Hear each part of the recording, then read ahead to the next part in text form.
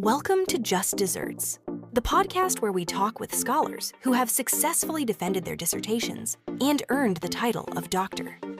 Each episode explores the research behind the work, the journey to the defense, and the lessons learned along the way, from first proposal to final approval. Whether you're in the middle of your own dissertation or reflecting on the path you've already taken, these are the stories behind the scholarship. Welcome to Just Disserts, proof that suffering can be peer-reviewed. All right, welcome back to Just Desserts, the show where we break down doctoral research and the powerful stories behind it. Because every dissertation represents more than scholarship, it represents perseverance. I'm your host, Dr. Sean Roy, and today I'm excited to welcome Dr. Michael Jewell. His dissertation, The Relationship Between Servant Leadership and Employee Engagement at Christian Nonprofit Residential Camps, tackles an important leadership question. Does servant leadership actually increase employee engagement, especially within faith-based nonprofit camp environments? In a sector built on service, mission, and community, we often assume that servant leadership naturally fuels engagement. But Dr. Jewell put that assumption to the test in his dissertation, surveying camp staff, measuring leadership behaviors, and analyzing engagement levels using established research instruments. What I'll talk about tonight may surprise you a little bit. While servant leadership showed no significant relationship with employee engagement in this context, age emerged as a meaningful factor, with older employees reporting higher engagement. This research challenges that common leadership assumptions and reminds us that context matters, even when studying widely celebrated leadership theories. So, Dr. Jewell, welcome to Just Desserts. I'm glad you're here. Thank you, Dr. Roy. Glad to be here. Yeah. So I wanted to start off and kind of humanize the whole doctoral program experience a little bit. And before we jump into your dissertation, I wanted to talk a little bit about what your academic path was and what you studied as an undergraduate and then eventually in your master's degree. So can you tell us a little bit about that? Yeah, so I did an associate's in history and then went on and got a bachelor's in Christian studies. Honestly, I didn't really know where I was going with that and what I'd do with that. But ended up doing the bachelor's and did my master's in organizational leadership. And then, of course, the PhD in organizational leadership. Yeah, that seemed like a natural fit, similar to me studying leadership as well in my master's program. Did you see an actual connection between your earlier degrees and your eventual dissertation topic? Or maybe you can tell the audience a little bit about how your dissertation topic relates to your own organizational experience. Yeah, having that background with Christian studies and having worked for Christian organizations, servant leadership was always kind of touted as like, this is what leadership is. Not that they said it was servant leadership, but that's once I dived in, especially with my master's and studied different leadership theories, I was like, oh, this is like what they've always been talking about. So I think always knew from the beginning I wanted to touch on servant leadership. I didn't know how I would do that, but I knew for sure that was the direction I was going. And then tying it to engagement kind of came from my own personal experiences, having worked at camps basically all my adult life and ending up as a director of a camp and conference center. I saw that burnout was so prevalent, as it is in lots of industries, but turnover rates at camps tend to be extremely high. And especially because we deal with seasonal staff. We always have full-time staff, year-round staff, but then we're dealing with seasonal staff and trying to keep them engaged, especially when they're younger staff. So looking at that, I wanted to see, like, why are these people burning out? What's Mm-hmm. going on here? Is it the leadership? Is it, what's going on? And so I wanted to say, hey, is this idea of servant leadership connected to burnout? And then as I dived into the literature, actually, I said, no, let's put a positive spin on this and look at engagement rather than burnout. I love it. I love it. And I'm not surprised that you went that route. Just the idea that, we went to a Christian university for our doctoral program. And you're right, servant leadership is widely touted, especially in these sort of both nonprofit, especially nonprofits, but also in, Christian and religious-based organizations as, a really popular leadership style. So yeah, it's really interesting. So when you talk about your undergrad and your graduate degrees, what were some of those early influences? Do you have any memorable professors or teachers or people that inspired you to just keep pursuing further academic degrees? Yeah, actually, I had kind of two influences, and one was a negative influence, and one was just Mm. a bad manager, honestly. I was done with my bachelor's, uh, working at camps and working at hotels as well for a little while, and I just had some horrible managers. Mm. And I went, this can't be what not that I knew this isn't how I phrased it, but this can't be what leadership is. And all I knew back then was, wow, this guy's, a jerk. Yeah, This yeah. guy's not helping me. I feel bad when I go to work. So actually, once I started getting into the management roles myself, I went, Mhm. hey, this is leadership. Like leadership's important. And that kind of pushed me towards my master's and eventually my doctoral work with leadership studies and why I kind of pivoted from Christian studies to leadership. And then the second influence was kind of moving me towards the PhD was one of my professors, and he was an adjunct professor with my master's program. Mhm. He was an employee of the university that I worked at or that I was attending, Mhm. and I think he was in charge of advancement or um, organizational like statistics or something, kind of internal evaluation. Mhm. And he taught two of my classes, and just he brought it down to a level that I understood Got it. while still keeping it academic. He brought it down to that practical level, and that's what I was looking for. Yep. I remember near the end of my time doing my master's degree, we took a social capital class, and it was the idea of, making connections and the value of those connections. And he brought it home for me. And I Wow. remember at the end of that, when I was graduating with my master's degree, he was like, "Hey, have you ever thought about it?" And Yeah. I was like, "No, I haven't." Here I had just finished 2 years of master's work, and I was like, "I'm done." hmm That's a good But segue. Like, how much time elapsed between finishing your master's program and this idea of the doctorate surfacing for you? So you had this conversation with him, but what was that gap? So I jumped straight in. Wow. And I figured there was what a better time. Like hmm I'm just finishing my master's, my mindset is already there with, being, that in that academic mindset. So I figured why not just jump into it? Um, I had a little bit of a benefit in that I was working for a university. I was working for a camp that was owned by a university. So they also paid for a good deal of my master's and a good hmm deal of my doctoral work. So I just figured let's just jump into it. My kids were young, which at the time I thought would be a benefit. I was like, oh, they'll never remember me doing this. This will be great. But as I soon learned, especially when I got to the dissertation stage, having kids kind of threw a wrench in things and was a diverted my attention. Yep. So was it ultimately your decision at the end of the day? Who were some of the other people that encouraged you to apply? I read in your dissertation your father-in-law had completed his PhD. Were there other influences? Certainly, you talked with your wife and kids about the commitment that lie ahead. Yeah, I was running a camp back then, and that was great. And it gave me a great deal of freedom and flexibility. And so I figured, between running the camp and having that freedom and flexibility, having the university pay for a big chunk of the cost, as well as being in the academic mindset, talked with my wife, talked with professors, just dove right in. With my father-in-law, actually, he started his PhD after me Mm, and then actually finished before me. So that was a wow. little bit of a snub there. Yeah. That's good. So tell me about entering the program. I had the pleasure of being entering the doctoral program at the same time as you, being in the same cohort, which was a wonderful experience. So tell me about the first week and kind of the first classes. And did you have that imposter syndrome? Did you ever, at what points did that feeling of doubt creep in? I think people that might be applying to doctoral programs in those early stages might appreciate you talking about that.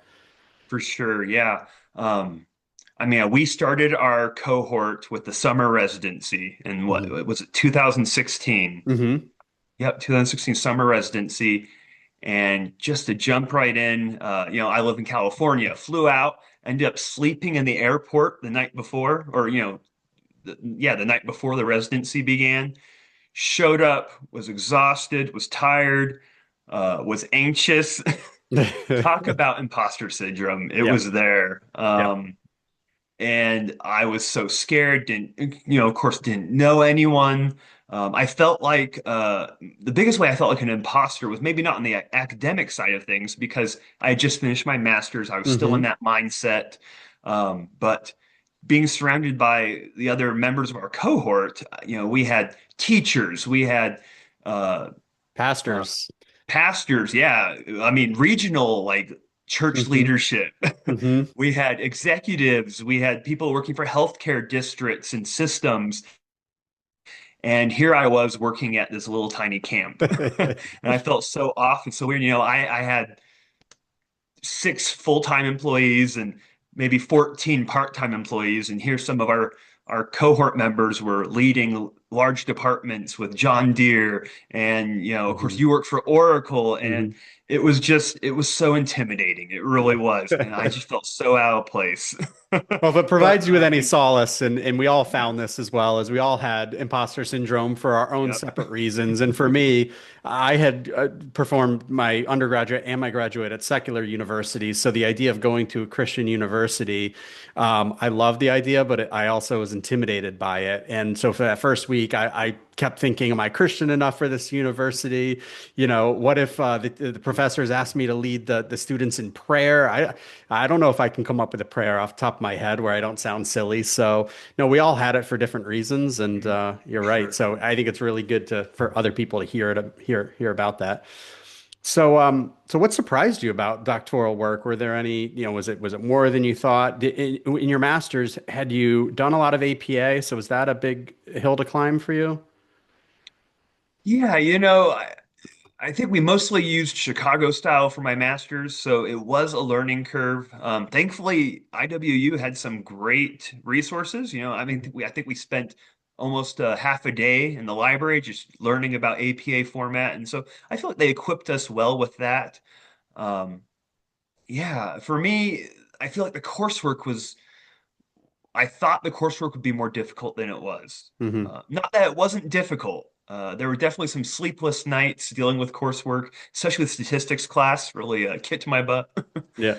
But no, I mean it was great. The professors were just wonderful. I think they were so accommodating, and they really cared and wanted us to learn the material. And I think that was just a great motivator for myself, just pushing me forward through the coursework portion. I agree. I agree. And one tip for students that are looking at doctoral programs or just beginning is I think we all made the mistake of reading line by line every article and every book. And you realize over time that, of course, the professors will never tell you this, but you really need to be able to, how to read a book, right? One of the first books that we were given, and how to really summarize that and synthesize it with what are the overall messages. But I remember reading pages of articles, and what did I just read? Do I need to reread Yep. that again? But there's lots of tricks along the way, right? Like, jumping to the end, reading the conclusions of what was found in articles and studies, and reading the synopses and the, abstracts and things like that to just like cut to the chase. And of course, now students these days have the benefit of things like ChatGPT and other mechanisms to provide those summaries, which we weren't privy to at the time. So now it's For really, sure. yeah. Yeah, I definitely So, look back. I definitely look back and go, what would the coursework have looked like with ChatGPT on board? hmm. Hmm. Um, just, the amazing things that AI can do. But I'm glad we didn't have it. Yeah, yeah, definitely. That was, it was a great experience. So 3 years of coursework of getting through the classes and then leading up to this idea of the comprehensive exam. And I know a lot of institutions do it differently for the doctoral program. So what were any of your key kind of takeaways or fears going into the comp exam? And we'll just start there. Yeah, honestly, to this day, the comp exam was the most intense thing I did. It Hmm. was harder than my dissertation proposal seminar. It was harder than my dissertation defense. Hmm. Having written our the philosophy of leadership paper and putting together our leadership our academic packet and doing the presentation. It was to this day the most difficult thing I've ever done academically. I remember starting out of course, we had the oral video defense back then, Mhm. and the first question I was asked was from one little line in my paper that I had purposefully not cited anything. I had purposely not pulled in a citation or said, specific examples, and it was Mhm. on the basis of power. I just Mm. like the opening sentence was like, power comes from numerous places or something like that. Right. And they dived right into it.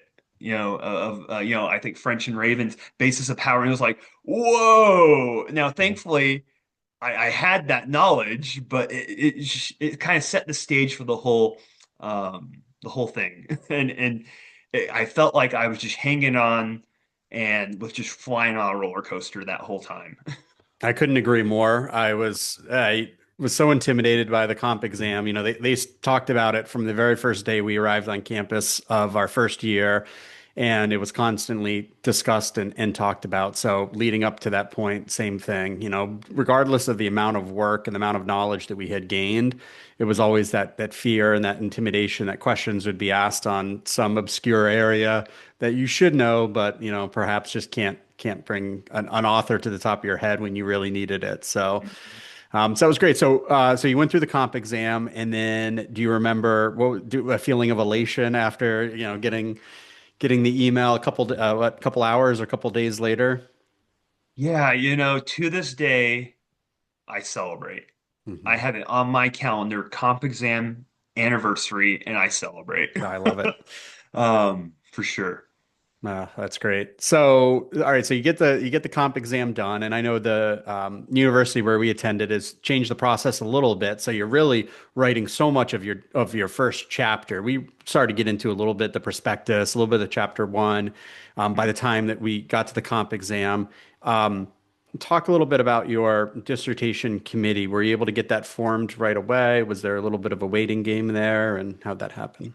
There was definitely a delay there. I'm not sure what was going on with the university itself, but I think I was one of the last ones to get a committee. I got my dissertation chair right away, just like most of us did, I think. Hmm. But I actually had to end up reaching out to our department chair and saying, "Hey, it's been a long time. I've got my chapter one, my prospectus ready. What's going on here?" Yeah. And once I reached out, I did get a committee very quickly, and they were a wonderful committee. But there was definitely a delay there for me. Yeah. And it scared me at first because I thought, well, wait, now I can't progress anymore. Yeah. So you finally did get the committee members assigned, and by this time, by that time you were probably well on your way on chapter one with the prospectus and a lot of things in pretty good shape. And you spoke a little bit about what the dissertation was about, what led you to kind of study this area. I guess as someone like you that has experience in the camp world, what leadership challenges were you personally observing? You talked about one bad manager in the organization, but did you think servant leadership was definitely a way to solve this leadership dilemma in these environments? Yeah, in the hospitality industry, it's all about service. I Mm. mean, so I figured there had to be a way to to equate that with my Christian upbringing and background in Christian studies with my bachelor's degree, and I just wanted to kind of tie it all together. Hmm.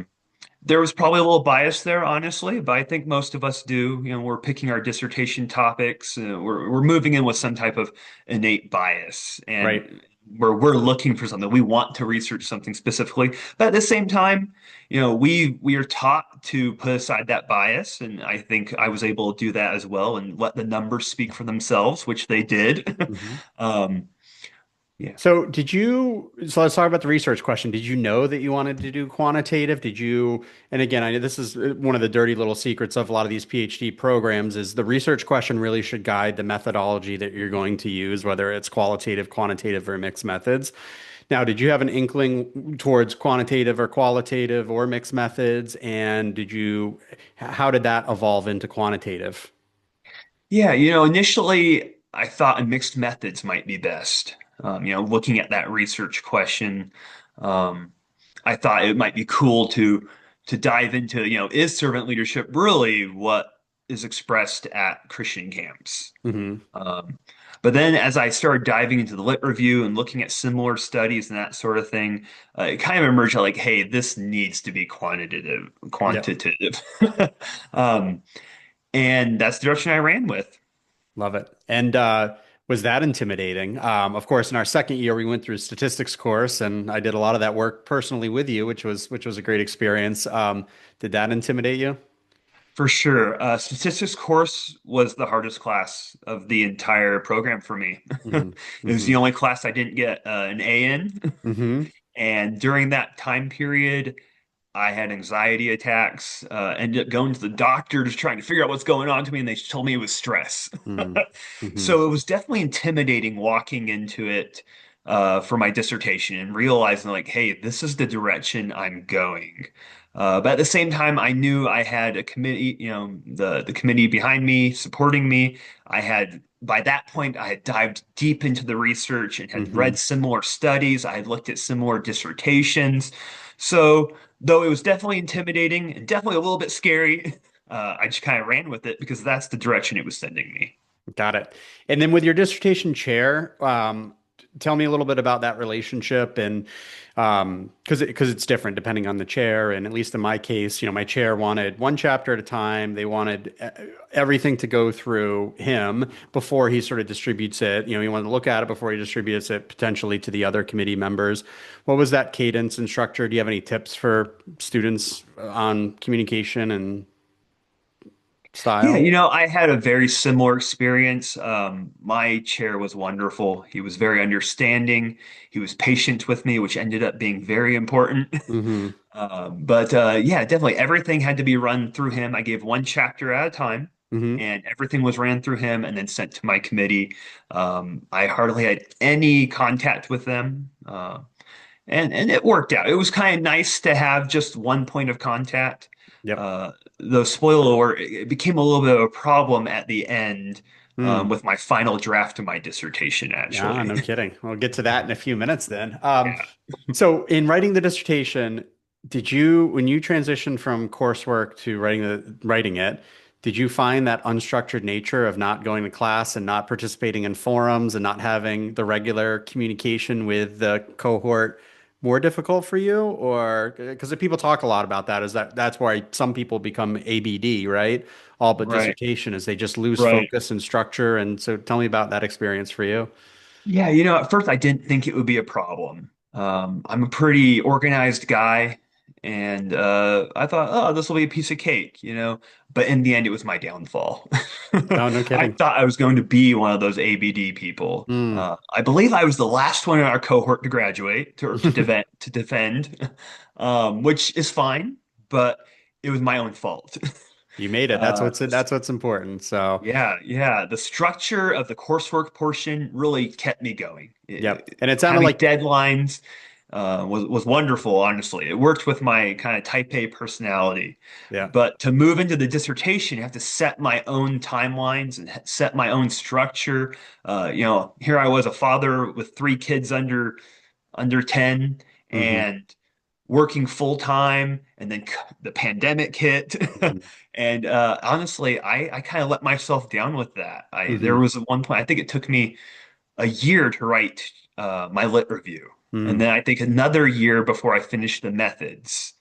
Um, Wow. and then I finished chapters 4 and 5 just lickety split, honestly, like 3 months after I Yeah. had my data collection. Oh, that's good. But it was my own fault. I had no one to blame but myself.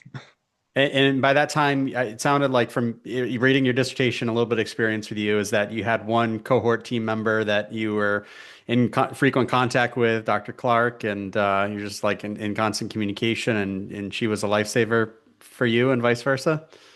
She was. Dr. Clark was wonderful. We were kind of the last two still straggling through the program. And I believe she defended her dissertation the day before me. No kidding. Or Wow. maybe it was one week before. It was very close.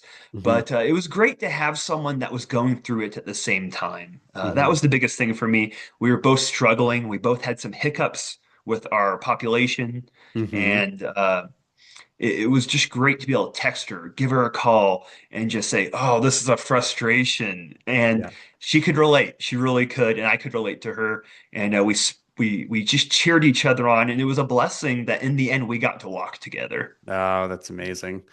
So you talked about COVID and you talked about struggles with the population a little bit. And also in reading your dissertation, you had the single site and the convenient sample, I think related to that. Tell me more about that. Like, were people really going to camps at the time that you were trying to find these participants? Yeah, and so the answer was no. Oh boy. At least here in California, all camps were shut down, hard closure for about 6 months. Hmm. And then even then, people were weary about coming back to camp. Hmm. So my initial population was supposed to be um, all Christian camp professionals in California. And we have a Christian Camp and Conference Association, and Hmm. they had agreed to help me out and give me a contact list and that sort of thing, and send out some emails on my behalf. And then the pandemic hit, and my delay on my lit review, and as well as moving to my methods portion, kind of cost me that population Hmm. because the population was gone. Camps were struggling. Hmm. They were laying off employees. I was a camp director back then myself, and I had to lay off all my part-time employees, about 14 employees. Hmm.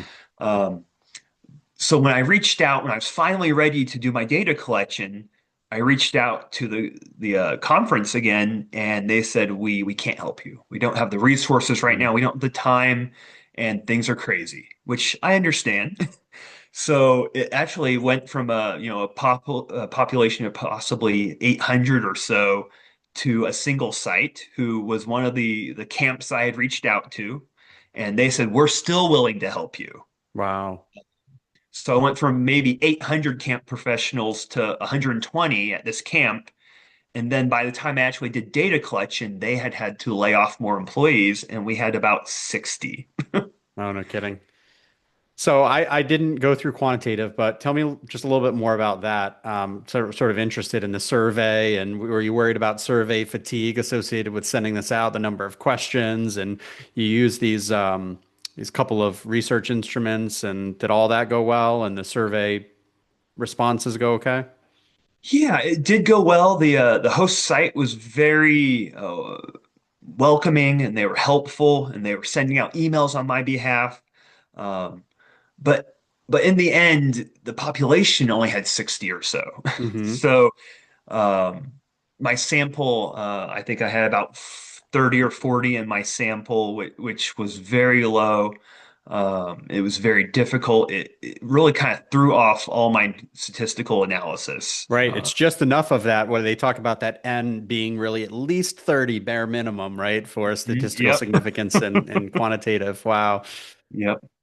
Oh my goodness. So a big fear, right, for people doing quantitative, and we learned about this through our doctoral studies as well, is what happens if you don't find statistical significance, right? And I think we were given some solace by the professors that, listen, there's still value if there's no statistical significance that's found in trying to measure the relationship of variables, which has changed over the decades, it sounds like, whereas other parts of the world and maybe other institutions look at that kind of dissertation of, geez, where did the student go wrong in this? So talk about that when you got the data, you started running the analyses, and you saw this. Did that frustrate you? How did you react to that? Yeah, I remember the day I ran the statistical analysis in SPSS. I Hmm. remember running it and going, I must have made a mistake. Hmm. Here was, all the all the literature, my personal anecdotal evidence. I was like, this has to be true. There has to be a connection between servant leadership and employee engagement.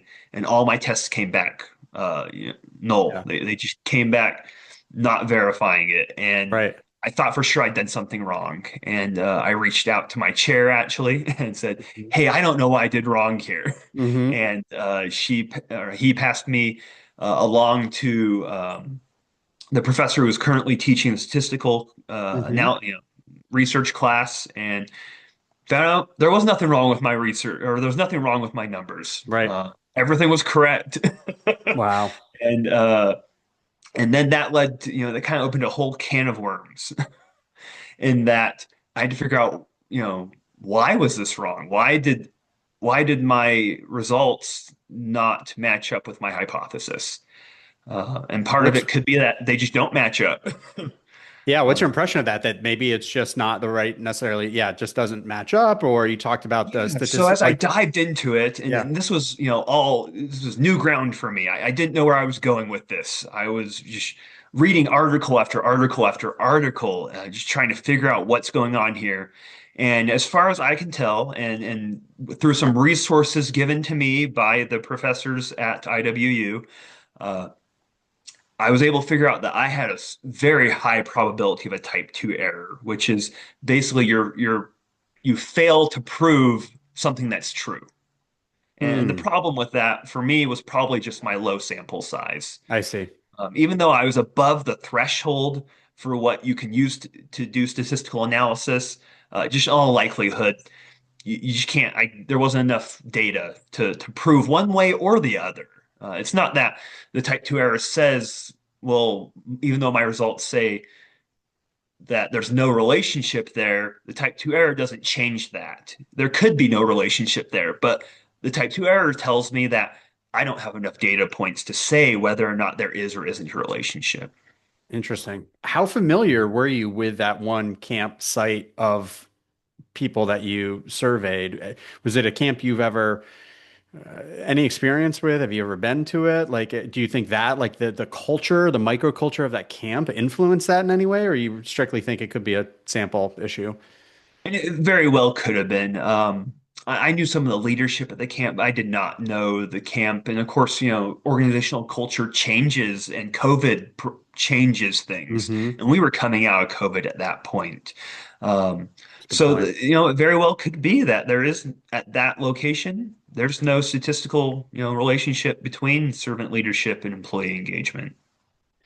But on the plus side, you discovered that age emerged as the significant factor. So why do you think older employees are more engaged? Yeah, and in my experience, just anecdotally, working at camps for most of my adult life, those employees who are older, they're the ones that are loyal. They're Hmm. there because of the mission. They're not there Hmm. because it's a summer job or because you get free housing or that sort of thing. They're there because they believe in the purpose and the mission that drives the organization. Um, and actually, finding that demographic variable relating to engagement kind of opened a door for some more statistical analysis, which I had never planned on doing. Ah, interesting. Really interesting. So, what advice would you give to doctoral students where their data doesn't confirm the hypotheses, just to try to unlock the value that maybe that or the rationale behind perhaps why there wasn't significance? For sure. Yeah.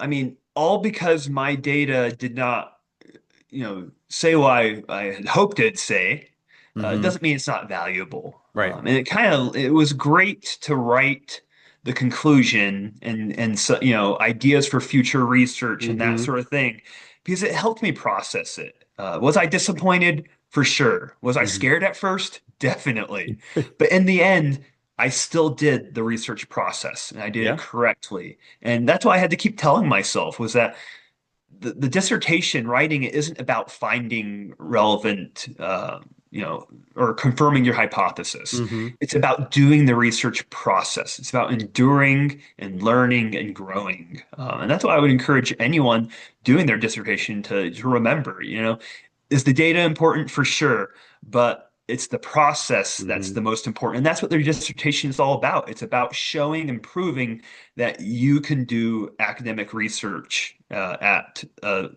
level to earn a PhD. Yeah, love it. So you get through chapter 4 and chapter 5 very quickly, it sounds like, from what you said earlier, and you write everything up and then you start preparing for the defense.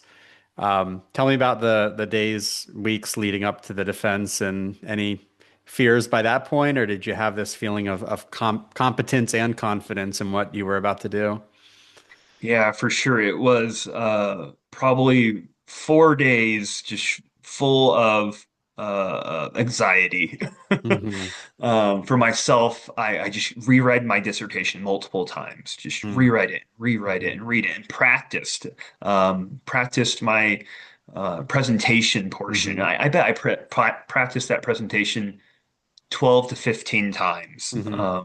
And as someone who is not a public speaker and someone who has a fear of public speaking, actually, Hmm. it was difficult. And I think in the end, I probably memorized half my dissertation, like word for word, memorized it, and kind of went into the defense with that, in, just stuck in my head.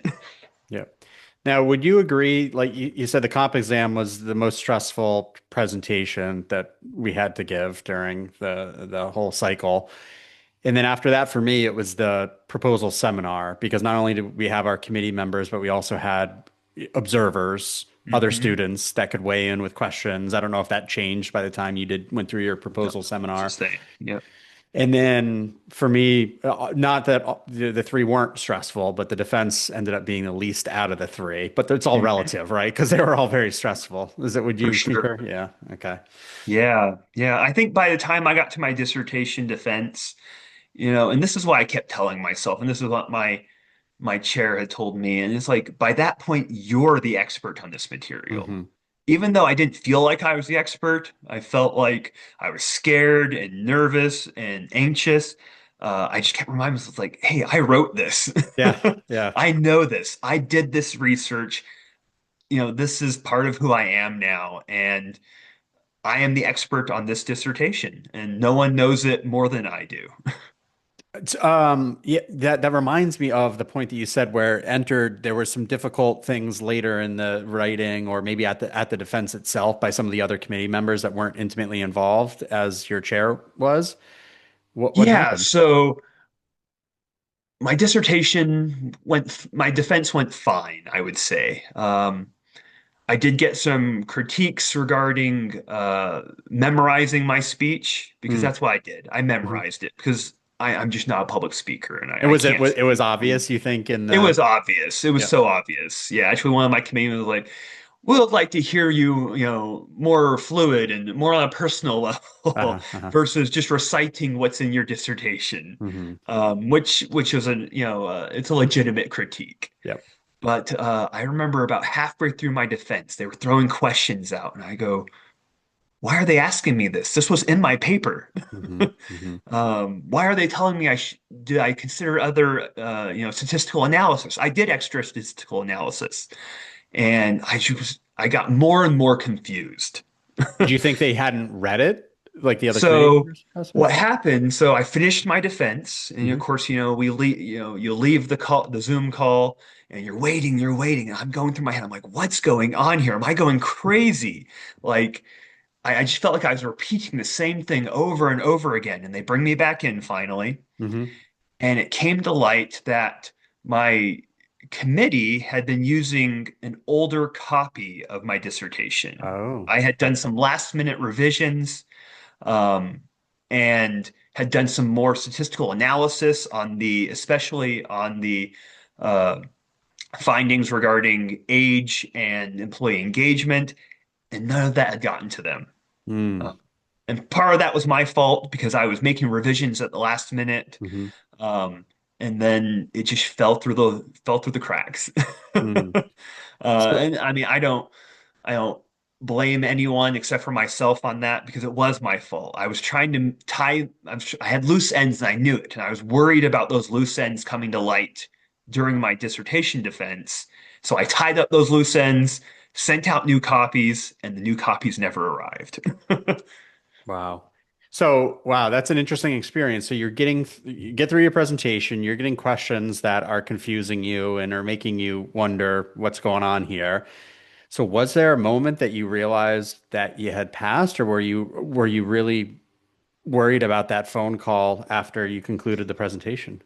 I was definitely worried. Uh-huh. I remember just my hands were shaking. I was so worried because I didn't feel like I defended well. Mm. Hmm. I felt like I had presented the material that was there, Hmm. maybe not in the way they wanted, but I presented it at least. But I never felt like I was having a conversation with them. It felt like a true dissertation defense to me. Right. Wow. And Yeah. so I didn't know it was going to happen. Yeah. But so you work through, and did you have to do some revisions after the defense, then some clarifying things? For sure. I had, I think, about 2 months of revision, or it took me about 2 months to do the revisions. Um, Mostly it was just kind of the future research stuff and especially because of my results and the fact that I didn't Hmm. confirm my hypothesis. Hmm. Um, it was kind of where are we going to go with this? Because it's Right. important to decide, what are we doing with this data? We could Hmm. just say, oh, well, Yeah. didn't confirm this, throw it out. Well, Right. I Right. mean, Right. that's not part of being an academic. That's Sure. not part of writing a dissertation.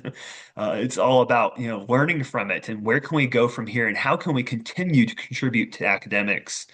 So I had to do some major revisions there, and like I said, about 2 months, plus the APA review and everything. Um, but it all worked out. That's great. So humanize this for us. So you do get the call from the chair, I guess, afterwards, and you find out that you passed. How did you celebrate? Do you recall? It was kind of this dichotomous moment for me. At, all at once, I felt relief. It was just like a burden had been taken off my shoulder. At the same time, though, I was home. My kids were at school. My wife, who works night shift, was asleep. And it was like, there's no one to celebrate with. Oh man. I remember texting my buddy who lives in Seattle away from me, and I was like, I passed, but I don't know what to do. And thankfully we were that evening. We did go out as a family and celebrate, but it was just the weirdest moment of absolute relief, but absolute confusion about where to go from here. Yeah, no, that's great. It's kind of like taking a new baby home, right? For the first time, you get the baby home and you say, now what? You get them home Hmm. from the For hospital. sure. So, yeah. So a couple of quick questions as we start to wrap up. So, did you have any like marathon writing sessions of your dissertation? Did you eat the elephant in small bites and, just do little bits at a time? How did you manage your time that way?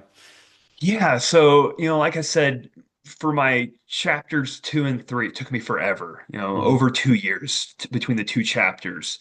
And I remember it was during the pandemic, the camp was closed down, and I was like, Michael, you've got to figure this out. You've got to do some writing. And I used a lot of excuses about how I was busy at work, or the family needed me, or I was making excuses. And I just sat down one day and went, "Hey, I'm gonna leave. I'm gonna go away and work." I ended up going to my brother's house, which was about 12 hours away, and Hmm. just went to my brother's house. He had a little home office area. I sat down for 2 days and busted out. At that point, it was my chapter 2, my literature review. Hmm. And, you know, I did more work in those 2 days than I did in an entire year. Wow, that's And unbelievable. looking back, I kick myself for that. Hmm. Um, but like I said, it was my own fault. No one to blame but myself, and just being lax with myself. And from then on, actually, I kind of changed my mindset. I set aside 2 days per week where I just went and worked on my dissertation every morning, or those two Yeah, mornings. got you into a rhythm. So Yeah. what's the one thing that you'd never do again, kind of in reflection about the dissertation process? Yeah, to be honest, I'd never do a dissertation again. That's an Um, easy answer. right. Yeah, yeah. But I just the procrastination was so bad for me. And Hmm. and you can, if you're looking for an excuse, you can always find an excuse. Oh, the laundry needs to be folded. Oh, the dishes need to be done. There was always an excuse I could find, and I regret that. I regret not being more disciplined and just taking that time to sit down and work on my dissertation. Because Hmm. once I did, I got it down pretty quickly. No, that's good. What's the one thing you're most proud of? Yeah, and for me, I think I'm really proud of the fact that I persevered, because Hmm. at one point I was ready to just leave, take that ABD and just never graduate. Thankfully, I had some people, including Dr. Clark and my dissertation chair, um, who kind of walked me through it, and they kind of talked me off that cliff. Hmm. And in the end, they gave me the time I needed, especially in my chair. He just gave me time. He was like, Hmm. don't worry about it. You've got a lot going on in my life. Right in the middle of writing my dissertation, I ended up, COVID closed my camp, ended up moving, getting a new job, actually switched roles and became more of a stay-at-home dad. Hmm. And it rocked my life. And my dissertation chair was so understanding and patient with me, and just a blessing to me. And he said, just take your time, do what you can as you can. And it got me through. That little bit was enough to get me off from the cliff to say I quit. Oh, I'm glad to hear it. I'm glad that you persevered personally. So what would you want current doctoral students to know? Yeah, so I think there's really two things. For one, in the world of backpacking and hiking, there's this phrase, hike your own hike. Hmm. Going through the coursework, you're with your classmates, you're with your cohort the whole time, and that was awesome, and it was encouraging, and I loved it. But when I got to the dissertation, I was watching others. I would see that someone was doing their proposal defense, or someone was doing their defense, or I get Hmm. the email that so and so passed their defense, and now they're finished with the program, and it was discouraging sometimes. Dr. Um, Menifee, we're looking at you in this regard. For sure, yeah. Yeah. Actually, I was looking at my calendar earlier today, and I every time one of our cohort members had a defense or a proposal defense, I put it on my calendar because I was Hmm. praying about it. The Hmm. proposal defense, I tried to attend when I could, Hmm. but looking at those, I was like, wow, they're all doing it before me. Hmm. Hmm. Definitely But a little bit of envy. yeah, for sure. But I Yeah. just had to remind myself, I need to hike my own hike. I need Yep. to write my own dissertation. We all have unique circumstances in life, and we have our lows and we have our highs, and we just have to move at our own pace. I love it. Uh, and that kind of leads me to the second word of advice I would give is set aside time. Even if it's one day a week for 2 hours, because Hmm. there were times when I didn't do that, where I would not look at my dissertation for 2 weeks. And I Hmm. regret that because I think Hmm. even if I had just been able to sit down for a couple hours once or twice a week, I could have finished it in half the time maybe. Yeah. My piece of advice in that regard is I spent weeks, where I didn't open up my dissertation either. And when I did, or nights where I was struggling, I would go in and actually work on the acknowledgments or the dedication. Mhm. That was the most fun for me to write. I don't know For about you, sure. because all these people that have believed in you to get to that point and that wanted to see you persevere, it was fun to go through that process for me, even as small as it is in the dissertation. And then you have the Word doc open, right? And then how can you not help but maybe Yeah. look for new articles in your area or something like that? So, Yeah, for sure. And that was something that kind of, I would be discouraged and I wouldn't want to work, so I would ignore it. But mhm. as soon as I dived right back in, it would feel good and it would feel encouraging and it would feel great to just make progress, even if it was just one page. That's great. And to find some new journal articles and read some summaries of journal articles or find some, meta-analysis or that sort of things. Hmm. Um, it would kind of re-spark that in me. Wow. But then I would get discouraged again and not look at it again. So yeah, I would just encourage anyone, just do the little things. It's okay to do little things. Yep. And then so two final questions. What would you want students that are thinking about a doctoral program to know? Yeah, I mean, for me, I think knowing the time commitment ahead of time. I guess I didn't know what I was getting into. Hmm. And it was fine in the end, but I would encourage anyone looking at a doctoral program to talk to someone who has gone through that program. Hmm. And that's why I think this idea of this podcast is so wonderful. Talking to people who have gone through the process and can, hopefully someone can glean some knowledge from this and some experience, be Hmm. ready for the experience because I felt like I was just jumping in blind. Yeah. All right. Last question. What did this process teach you about yourself? Yeah, one, I guess, kind of a personal development thing that taught me was I wasn't as structured as I thought I was. I've always considered myself a very structured person. I Mm-hmm. have used my calendar. I write notes. I have reminders lists. Mm-hmm. But even with that, going through the dissertation process made me realize that maybe I wasn't quite so structured as I thought I was. But through that realization, I was able to, kind of rework some of the things in my life and um, learn how to manage my time more wisely. That's great. Any final thoughts and kind of reflection about the entire process? And Yeah, I think I mentioned earlier that if there's one thing I regret, it's doing the dissertation, doing the PhD.